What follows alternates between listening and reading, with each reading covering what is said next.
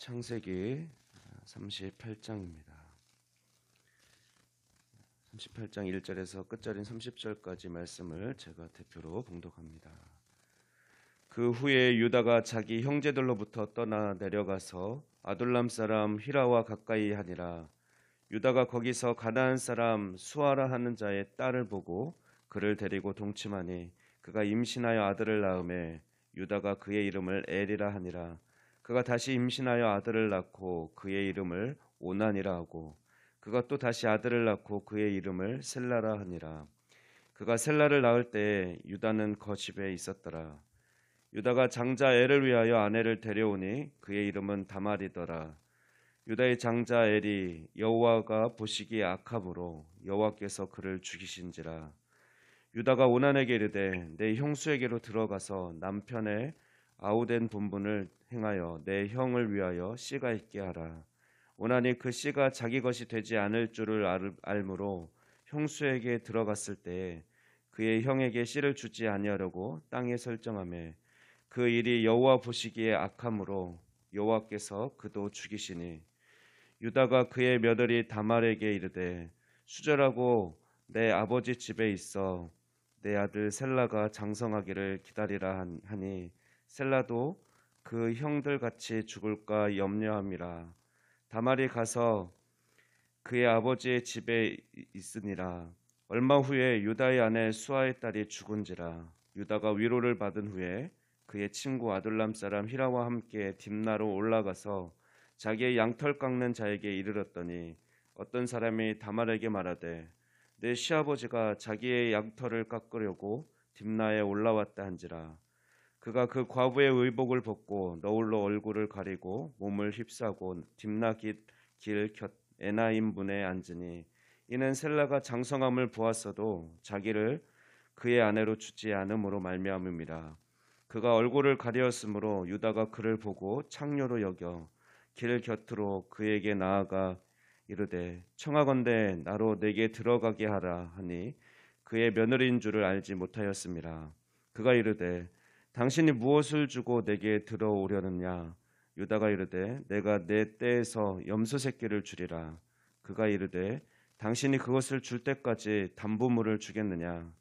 유다가 이르되 무슨 담보물을 내게 주랴. 그가 이르되 당신의 도장과 그 끈과 당신의 손에 있는 지팡이로 하라. 유다가 그것들을 그에게 주고 그에게로 들어갔더니 그가 유다로 말미암아 임신하였더라. 그가 일어나 떠나가서 그 너울을 벗고 과부의 의복을 도로 입으니라. 유다가 그 친구 아둘람 사람의 손에 부탁하여 염소 새끼를 보내고 그 여인의 손에서 담보물을 찾으려 하였으나 그가 그 여인을 찾지 못한지라. 그가 그곳 사람에게 물어 이르되 길 곁 에나임에 있던 창녀가 어디 있느냐. 그들이 이르되 여기는 창녀가 없느니라. 그가 유다에게로 돌아와 이르되 내가 그를 찾지 못하였고 그곳 사람도 이르기를 거기에는 창녀가 없다 하더이다 하더라. 유다가 이르되 그로 그것을 가지게 두라. 우리가 부끄러움을 당할까 하노라. 내가 이 염소 새끼를 보냈으나 그대가 그를 찾지 못하였느니라. 석 달쯤 후에 어떤 사람이 유다에게 이르러 말하되 내 며느리 다말이 행음하였고 그 행음함으로 말미암아 임신하였느니라. 유다가 이르되 그를 끌어내어 불사르라. 여인이 끌려나갈 때에 사람을 보내어 시아버지에게 이르되 이 물건 임자로 말미암아 임신하였나이다. 청하건대 보소서 이 도장과 그 끈과 지팡이가 누구의 것이니까 한지라. 유다가 그것들을 알아보고 이르되 그는 나보다 옳도다. 내가 그를 내 아들 셀라에게 주지 아니하였음이로다 하고 다시는 그를 가까이 하지 아니하였더라. 해산할 때에 보니 쌍태라. 해산할 때에 손이 나오는지라. 산파가 이르되 이는 먼저 나온 자라 하고 홍색실을 가져다가 그 손에 메었더니 그 손을 도로 들이며 그의 아우가 나오는지라. 산파가 이르되 내가 어찌하여 터뜨리고 나오느냐 하였으므로 그 이름을 베레스라 불렀고 그의 형 곧 손에 홍색실이 있는 자가 뒤에 나오니 그의 이름을 세라라 불렀더라. 아멘. 요셉의 이야기가 전개되는 가운데 오늘 본문 38장에서는 갑자기 유다에 대한 이야기가 삽입되어 있습니다. 그러면 왜 갑자기 유다의 이야기가 등장할까요? 그것도 성경에 기록하기 쉽지 않은 며느리 다말과의 불륜으로 아기가 태어난 이야기를 말입니다. 그것은 바로 하나님의 은혜와 하나님의 약속의 성취를 보여주는 구속사적인 메시지가 있기 때문입니다. 결론을 먼저 말씀드리면 오늘 본문은 첫째, 하나님의 약속의 자녀라 할지라도 하나님의 말씀을 떠나고 또 신앙 공동체를 떠나서 제멋대로 살면 화가 임한다는 것을 말씀하고 있습니다. 두 번째로 우리 인간이 연약하고 부족함 또 불신앙 때문에 실수를 많이 할지라도 하나님은 그것 때문에 하나님의 약속을 포기하지 않으신다는 것을 말씀해 주고 있습니다. 그것은 우리의 죄보다 하나님의 사랑이 더 크기 때문이며 하나님은 신실하신 분이기 때문입니다. 그러면 예수님 가문의 지파장인 유다가 왜 엄청난 실수를 만들어냈을까요? 그 이유는 바로 유다가 신앙 공동체를 떠나 신앙의 정통성을 지키지 못했기 때문입니다. 1절 말씀을 보면 유다는 가족 공동체를 떠나 독립하여 아둘람, 즉 가나안 사람 히라와 친밀하게 지냈습니다. 요셉을 잃고 괴로워하는 아무리 위로해도 듣지 않는 야곱을 떠났고 또 난폭한 형제들을 떠나서 혼자 잘 살아보겠다고 떠난 것입니다. 그렇게 이방 세계로 들어갔지만 그곳에는 하나님의 언약과 말씀이 머무는 곳이 아니었습니다. 신앙 공동체를 떠나면 유다처럼 점점 더 하나님과 멀어지고 엄청난 실수들을 저지르게 되며 안 좋은 일들이 계속 일어납니다. 게다가 2절 말씀 보면 유다는 이방 여인과 결혼할 뿐만 아니라 또 6절 말씀 보면 그가 자신의 첫째 장자 엘을 위해서 이방 여인 다말을 데려다가 결혼을 시켰습니다. 유다는 신앙의 정통성을 이어나가지 못한 것입니다. 그 결과 7절 말씀은 장자 엘이 여호와 보시기에 악함으로 하나님께서 그를 죽였다라고 기록하고 있습니다.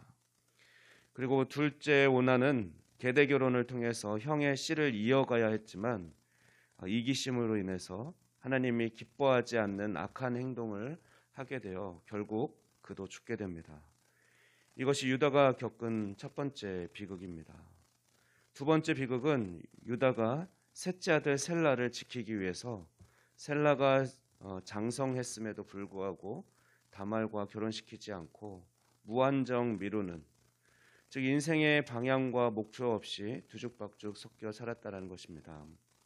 그리고 세 번째 비극은 본문 12절에서 19절 말씀에 소개되어 있는데 유다는 아내를 잃고 그 슬픔을 위로하기 위해 이방인 친구 히라와 여행을 떠났습니다. 그리고 양털 깎는 그 기간, 그때는 보통 축제처럼 그렇게 지냈는데 그때 아마 그 슬픔도 있기 위했고 또 축제 같은 그 기간에 아마 긴장도 풀렸는지 갑자기 성욕이 일었고 그 도중에 성욕을 해결하기 위해 창녀에게 접근해서 하룻밤을 지냅니다.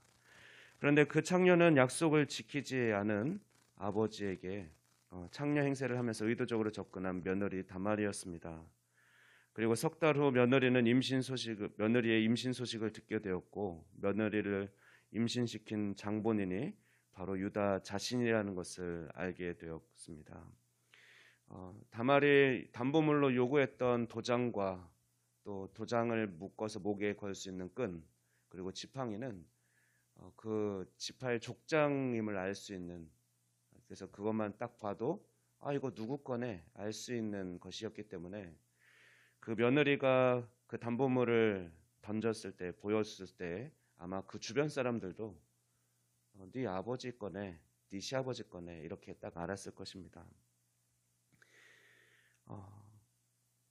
이 사실을 유다가 알았을 때 아마 엄청난 충격에 휩싸이게 되었을 것이고 자신의 잘못을 금방 깨닫게 되었을 것입니다. 이렇게 유다의 가족은 모두 도덕성을 잃게 되고 콩가루 집안이 되었는데 이것이 바로 세 번째 비극입니다. 이것들은 모두 유다가 신앙 공동체를 떠남으로 시작된 비극들입니다. 이것을 통해 우리는 교회에 크고 작은 문제가 있을지라도 결코 교회 공동체를 떠나거나 하나님의 말씀을 떠나면 안 된다는 것을 가르쳐주고 있습니다. 우리 하나님의 자녀들은 하나님 안에서, 말씀 안에서 살아야 합니다. 신앙 공동체 안에서 살아야 합니다. 왜냐하면 구원은 개인적이지만 구원 이후의 삶은 하나님께서 공동체로, 교회로 살아가게 하셨기 때문에 그렇습니다. 그러므로 우리는 오늘도 기도할 때 우리 교회와 또 가족 공동체를 위해 기도해야 할 것입니다. 우리 교회가 하나님의 말씀 중심의 신앙 공동체로 든든하게 잘 세워져 가고 또 선교의 사명을 잘 감당하는 교회가 되기를, 그리고 우리 자녀들이 삶의 지표인 늘 하나님 말씀 안에서 견고하게 서 있는 그런 믿음의 자녀들로 성장해 갈 수 있기를 기도합시다. 그러나 우리가 이렇게 절망과 같은 오늘 본문을 통해서도 위로가 되는 것은 마지막 부분입니다. 27절에서 30절 말씀은 베레스의 출생 소식을 전하고 있습니다. 하나님은 유다와 며느리 다말 사이에서 낳은 베레스를 통해서 하나님의 약속을 신실하게 이루어 가십니다. 베레스 가문을 통해 훗날 다윗이 나오고 또 결국 메시아가, 예수님이 그 가문을 통해서 태어나게 하셨습니다. 하나님은 유다의 실수와 허물에도 불구하고 하나님의 사랑으로 그 허다한 허물을 덮으셨으며 또 하나님의 약속을 신실하게 이루어 주신 것입니다. 우리 역시 때때로 실수하고 또 부도덕하며 믿음이 약하지만 그럼에도 불구하고 우리의 상태와 상관없이 하나님은 하나님의 사랑을 우리 가운데 펼쳐 주십니다. 우리 인생 깊이 개입하시고 우리와 늘 함께 하시며 하나님의 자녀로 우리를 성장시켜 주십니다. 그리고 우리를 통해 하나님의 사랑을 계속해서 흘러가게 하십니다. 우리에게 임한 하나님의 사랑과 은혜는 또한 우리 자녀들을 통해 또는 내가 전도한 사람을 통해서 계속 흘러갈 것입니다. 이 놀라운 은혜를 의지하여 오늘도 은혜의 보좌 앞에 담대히 나아갑시다. 기도하겠습니다. 창세전에 우리를 택하여 주시고 자녀 삼아 주신 하나님 감사합니다. 또한 우리 상태와 상관없이 우리가 여전히 죄인일 때 우리를 그 품에 품어주신 사랑에 감사드립니다. 앞으로도 우리가 이 세상 사는 동안에 우리에게 허락하신 신앙 공동체를 떠나지 아니하고 함께 세워져가는 그런 견고한 믿음을 주시옵소서. 또한 우리 자녀들이 하나님 말씀 안에서 흔들리지 않는 믿음으로 성장해 갈 수 있도록 주님 축복해 주시옵소서. 우리를 언제나 신실하게 인도하시는 그 놀라운 은혜에 감사드리며 이 모든 말씀 우리 주 예수 그리스도의 이름으로 기도하옵나이다. 아멘.